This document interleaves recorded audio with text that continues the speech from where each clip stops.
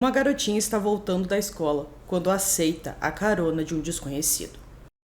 Fala pessoal, Carol na área, trazendo mais um vídeo aqui no canal. Todas as semanas eu trago esse tipo de conteúdo aqui para vocês, casos criminais resolvidos, que são um mistério ainda. Então se você gosta desse tipo de conteúdo, já se inscreve aqui no canal, deixa um like nesse vídeo, comentário, não esquece de ativar o sininho de notificações e bora pro vídeo.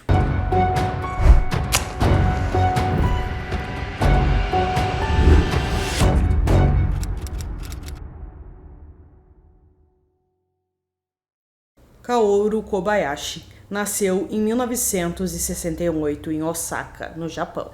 Segundo informações, seu pai era abusivo com ele. Em um momento, ele até chegou a dizer para o próprio filho que a vida teria sido melhor se ele não tivesse nascido. Além disso, ele também sofreu com um bullying quando estava na escola, o que fez ter mais dificuldades para ter amizades. Quando estava com apenas 10 anos de idade, sua mãe faleceu. Essa grande perda, além de tudo o que ele passava, fez com que Kaoru começasse a fumar, furtar lojas e roubar motos muito cedo. Em algum momento ele começou a trabalhar como entregador de papel, quando ainda estava no ensino médio. De acordo com seu histórico, houve momentos em que Kaoru tocou em suas colegas de classe de maneira inadequada, como abraçá-las por trás, tocar seus peitos e levantar suas saias. Depois de terminar o ensino médio, ele trabalhou em uma redação de jornal e também em vários restaurantes no estilo pub. Mas, em 1989, aos 21 anos, as coisas em sua vida começaram a tomar um rumo perturbador. Ele foi preso e condenado por agredir sexualmente 2 meninas de 5 anos. Ele recebeu uma sentença de 4 anos que foi suspensa com liberdade condicional. Quando estava na condicional, parecia que as coisas estavam melhorando. Ele até estava trabalhando como motorista de um caminhão e estava em um relacionamento. Mas ele não conseguia controlar seus desejos sexuais por crianças e mais uma vez tentou agredir uma menina de 5 anos em um jardim de infância local em 91. Quando ela começou a gritar, ele começou a estrangular, mas ela conseguiu fugir e Kaoru foi preso e acusado de tentativa de homicídio. Sua pena suspensa foi revogada e ele recebeu uma sentença de 4 anos, mais 3 anos pela tentativa de homicídio. Mas ele não passou muito tempo na prisão. Ele foi libertado em 95, tendo passado apenas 4 anos preso. Quando estava nas ruas novamente, ele conseguiu alguns empregos, mas nunca ficava muito tempo, pois era demitido por causa de atrasos constantes, ele bebia demais, roubos da empresa e fraude. Embora Kaoru nunca tenha sido casado, ele costumava dizer aos colegas de trabalho que tinha filhos, era divorciado e cometeu um assassinato, que é claro, não era verdade. Mas ele gostava de dizer isso para as pessoas. Pessoas que o conheciam diziam que ele era um mentiroso compulsivo, e ninguém confiava nele. Repetindo o passado, ele continuou a ter problemas com a lei. Um pouco depois, ele conseguiu um trabalho no escritório de um jornal em Osaka, mas foi demitido em maio de 2004 por roubar 230 mil ienes, o que na época dava mais ou menos 2.300 dólares. Em junho de 2004, Kaoru mudou-se para a província de Shiga e trabalhou para a agência de jornais Yomiuri, mas foi demitido novamente, como em todos os seus empregos anteriores. Ele então se mudou para a província de Nara, onde trabalhou novamente para a mesma agência de jornais, onde roubou dinheiro em Osaka. Mas pelo que parece, essa sede não sabia do que ele tinha feito em Osaka, então o contrataram. Nesse momento ele roubava roupas íntimas de crianças que via em varandas quando estavam secando no varal. Ele também encurralou uma criança em um estacionamento e tirou fotos dela. Em 17 de novembro de 2004, Kaoru entrou em seu carro e dirigiu até Osaka para procurar uma criança que ele pudesse agredir. Mas depois de não encontrar ninguém, ele dirigiu até o distrito de Tomil e estava procurando por uma criança que pudesse estar voltando da escola para ser sua vítima. Uma menina chamada Kaede Ariyama, de 7 anos, estava voltando da escola mais ou menos a 1h da tarde e estava se dirigindo para sua casa. Ela tinha um celular e por volta da 1h40 ligou para a mãe avisando que iria para casa pegar a bicicleta e depois voltaria para a escola para assistir a um jogo de vôlei. Mais ou menos às 2h30 da tarde, a mãe da garotinha ligou para ela, mas ela simplesmente não atendeu o celular. Sua mãe acreditou que tinha alguma coisa errada, então ela foi atrás e não conseguia encontrar sua filha simplesmente em um lugar nenhum. Então ela decidiu que estava na hora de relatar a sua filha como desaparecida. Quando as investigações iniciaram, um jovem estudante disse que viu uma criança que se encaixava com o perfil de Caede conversando com um homem perto de um carro pouco depois que ela saiu da escola. Depois que a mãe de Caede relatou o desaparecimento dela, centenas de policiais, residentes e voluntários vasculharam a área, mas não conseguiram encontrá-la. Às 8 horas da noite, a mãe de Caede recebeu uma mensagem de texto do próprio celular da filha dizendo: "Estou com sua filha." Junto estava uma foto de Caede, mas não houve pedido de resgate. Kaoru, depois de fazer Caede entrar em seu carro, disse a ela que a levaria para casa, mas primeiro tinha que fazer uma coisa. Ele disse a ela que havia esquecido uma mochila e perguntou se ela poderia ajudá-lo a buscar. Ela aceitou e os dois foram até o seu apartamento. Por volta das 3 horas da tarde, ele começou a tocar em Caede e a colocou na banheira, onde tentou acariciá-la, mas ela começou a gritar.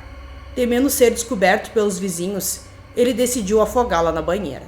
A intenção de Kaoru era agredi-la sexualmente, mas ele viu que ela era uma menina muito esperta e poderia identificá-lo mais tarde. Por isso, decidiu matá-la. Depois do crime, ele saiu para comer e pensou o que iria fazer com o corpo da criança. Em seguida, ele voltou e tirou alguns dentes de Caede e a agrediu novamente. Tirou fotos dela com o celular e enviou para a mãe e para o seu próprio celular. Querendo se livrar das evidências rapidamente, ele pegou o corpo dela, a vestiu e jogou o corpo da criança em uma vala na beira de uma estrada perto de seu bairro, por volta das 10 horas da noite. Um pouco depois da meia-noite, o motorista encontrou o corpo da criança e chamou as autoridades. A menina estava vestida com as mesmas roupas, moletom vermelho e saia jeans escuro, que usava para ir à escola. Mas não foram encontrados seu celular, mochila, sapatos, meias e a sua jaqueta jeans. Suspeitamos que a menina foi morta em outro lugar e o corpo foi jogado do local, disse um dos policiais. O médico legista encontrou água nos pulmões de Caede e descobriram que a causa da morte foi afogamento, mas a água estava limpa, não tinha lama, então eles deduziram que provavelmente ela não foi afogada em um rio ou um lago. Eles também encontraram cabelos pertencentes a um homem em seu corpo. Usando GPS, eles descobriram que a mensagem que foi enviada para o celular da mãe dela foi enviada perto da área onde encontraram ela depois. Mas sem outras pistas e sem testemunhas que pudessem dar uma descrição do homem, a polícia estava tendo muita dificuldade em encontrar o assassino. 6 meses se passaram e a polícia ainda não estava perto de encontrar o responsável pelo crime, mas continuaram com a investigação.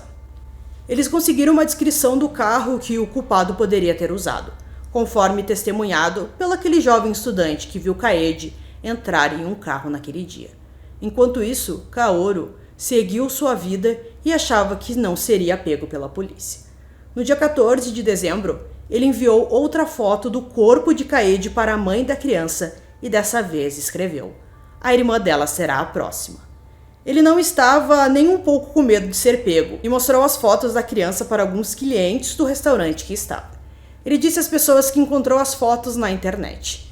A polícia conseguiu rastrear de onde a foto foi enviada para o celular da mãe de Caede e eles se aproximaram do assassino. No dia 30 de dezembro, a polícia invadiu a casa de Kaoru, onde encontrou a mochila escolar e o celular de Caede. A polícia também encontrou cerca de 100 vídeos de pornografia infantil, 80 roupas íntimas e de trajes de banho infantil.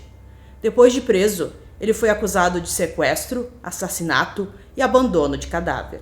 Depois, se descobriu mais detalhes de seu crime. Ele também foi acusado de intimidação e obscenidade.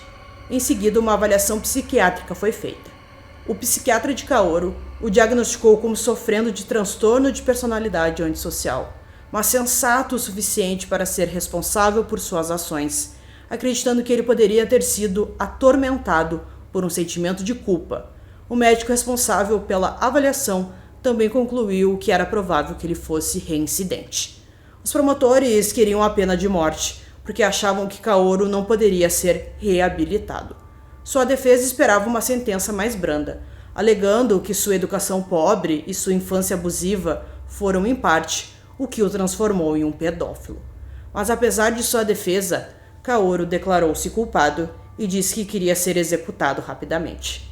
Durante o julgamento, Kaoru foi frequentemente visto com pouca emoção, às vezes bocejando e se recusando a pedir desculpas à família. O juiz do caso também sentiu que Kaoru não demonstrou nenhum remorso pelo assassinato de Kaede. Em 26 de dezembro de 2006, Kaoru foi considerado culpado e condenado à morte. Sua defesa recorreu, mas eles desistiram no mesmo dia. E no Japão, embora a pena de morte seja apenas para casos de homicídios múltiplos, Kaoru foi a primeira pessoa a cometer apenas um homicídio e a receber a pena de morte. Ele foi executado por enforcamento em 21 de fevereiro de 2013, aos 44 anos. Mesmo após a prisão de Kaoru, a cidade onde Kaede morava estava em estado de choque e tristeza. A diretora da escola na qual a criança estudava disse o seguinte: após a decisão, é natural que Kaoru Kobayashi seja enforcado, mas isso nunca aliviará a tristeza da família. Embora quase 2 anos tenham se passado desde o assassinato, os pais ainda acompanham os filhos na ida e na volta da escola, e os professores e pais depositam flores na mesa de Kaede. Para as crianças e pais, o caso nunca terá um fim. Originalmente, quando o crime foi noticiado pela primeira vez em 2004, o nome de Kaede foi mantido anônimo pela mídia, mas sua família decidiu divulgar e publicar o seu nome e foto em 2006. Seu pai também publicou um livro, um tempo depois. Já se passaram 16 anos desde que Kaede foi assassinada. O triste pensamento de que a vida de Kaede não foi salva ainda permanece, mesmo depois de muitos anos. A tristeza de ter um futuro precioso de Kaede roubado não vai sarar. Kaede me mandava mensagem todos os dias dizendo: estou voltando para casa. Nunca pensei que ela, que sempre estava perto da irmã mais nova e que sempre tinha um sorriso alegre, iria desaparecer do nosso dia a dia. Não quero que ninguém tenha uma sensação tão dolorosa. Nosso único desejo é ter Kaede. Só isso. Quero rir e viver feliz com nossos 4 familiares. Não há outra esperança. Eu sei que é impossível. Mesmo assim, quero morar novamente com nossos 4 familiares. Para mim, Kaede está lá e nós 4 somos uma família, disse o pai dela em um trecho do livro. Depois que o assassino de Kaede foi condenado à morte e a justiça foi feita, sua família, sua cidade e todo o país ainda tentavam se curar dos trágicos acontecimentos que se desenrolaram.